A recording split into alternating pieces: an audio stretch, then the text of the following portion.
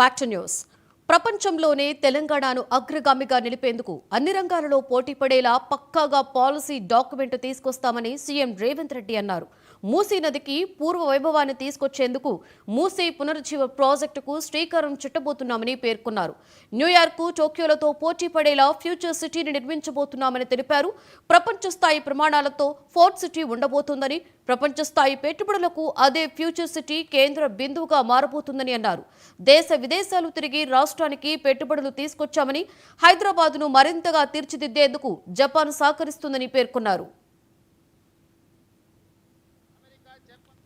పెట్టుబడులు మిత్రులారా, తెలంగాణ రాష్ట్రం సంక్షేమమే కాదు అభివృద్ధిలో కూడా దేశానికి ఆదర్శంగా నిలబడాలని స్టేట్ ఓన్డ్ ట్యాక్స్లో దేశంలోనే మొదటి స్థానంలో ఉన్నాం. అదేవిధంగా స్వదేశీ విదేశీ పెట్టుబడులను ఆకర్షించడంలో తెలంగాణ రాష్ట్రం ఈ దేశంలోనే మొదటి స్థానంలో ఉంది. దాదాపుగా ఈ 18 నెలల్లో 3 లక్షల కోట్ల రూపాయల పెట్టుబడులను ఆకర్షించడమే కాదు, అమెరికా, జపాన్, సింగపూర్, అదేవిధంగా దావోస్ లాంటి నగరాల్లో పర్యటించి ఈ దేశానికి ఈరోజు పెట్టుబడులను సాధించినాం.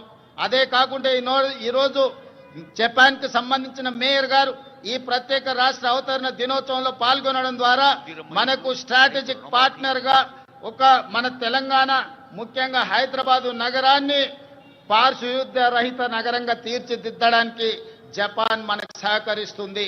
అందుకే ఈరోజు రాష్ట్ర అవతరణ దినోత్సవంలో వారు కూడా పాల్గొనడం జరిగింది. వారికి కూడా మనస్ఫూర్తిగా అభినందనలు తెలియజేస్తున్నాను తెలంగాణ ప్రజల తరఫున. అందుకే ఈరోజు తెలంగాణ రాష్ట్ర ప్రభుత్వం భవిష్యత్తు ప్రణాళికలు రచించుకోవడానికి తెలంగాణకు ఒక విజన్ డాక్యుమెంట్ తీసుకురావాలని, ఆ విజన్ డాక్యుమెంటే తెలంగాణ రైజింగ్ 2047.